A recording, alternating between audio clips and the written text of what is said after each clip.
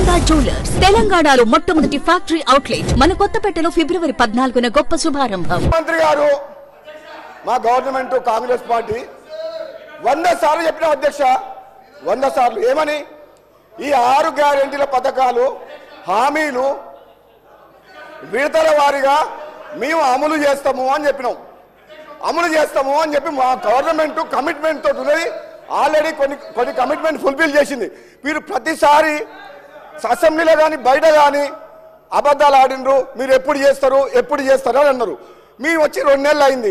మీరు 10 ఏళ్ల పాటు డబుల్ బెడ్రూమ్ ఇల్లు కట్టిస్తున్నారు, నిరుద్యోగ వృత్తి ఇస్తున్నారు, 3 ఎకరాల స్థలం ఇస్తామన్నారు, ₹1,00,000 రుణమాఫీ చేస్తామని చెప్పి 5 ఏళ్ల కింద 2018లో ఎన్నేళ్లకు చేసింది అధ్యక్ష?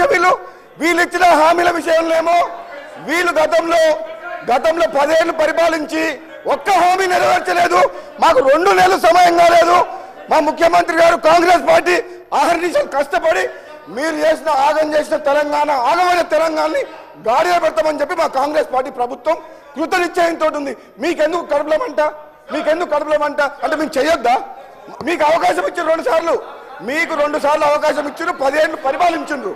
మీరు విద్యని వైద్యని గాలి కొదిలేసిన మనుషులు, నిరుద్యోగులని గాలి కొదిలే మోసం చేసిన మనుషులు, నిరుపేదలకు ఇల్లు కట్టిస్తామని చెప్పి మోసం చేసిన మనుషులు, రైతులని నిల్వ ముంచిన మనుషులు, ప్రాజెక్టుల మీద పేరు మీద రీడిజైన్ పేరు మీద కమిషన్ల కోసం ప్రాజెక్టులు కట్టి దోసుకున్న చరిత్ర వీది.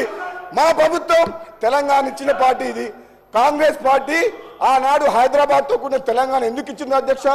వీళ్ళు అప్లై చేసిపోయిండ్రు. నిజంగా చెప్పాలంటే ఇది మిగులు బడ్జెట్ తోటి ఉన్న రాష్ట్రం.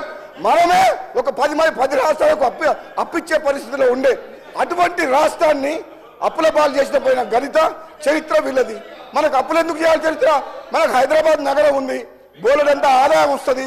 ఈ ఆదాయంతో తెలంగాణను అభివృద్ధి చేసుకోవచ్చు. వీళ్ళు స్వార్థం కోసం అప్పులు చేసి తెలంగాణ రాష్ట్రాన్ని అప్పులు చేసిండ్రు. మళ్ళా మాకు ఈరోజు ఏమంటున్నారు? మీరు ఎట్లా చేస్తారో అంటారు, మేము ఇచ్చిన హామీలు ఎట్లా చేస్తారో అంటారు. మేము చేస్తాం, మేము నిరూపిస్తాం, ప్రజలకు ఇచ్చిన మాట నెరవేరుస్తాం. వీళ్ళు తట్టుకోలేరు అధ్యక్ష, వీళ్ళు తట్టుకోలేరు. మమ్మల్ని తట్టుకునే శక్తి వీళ్ళకి లేదు.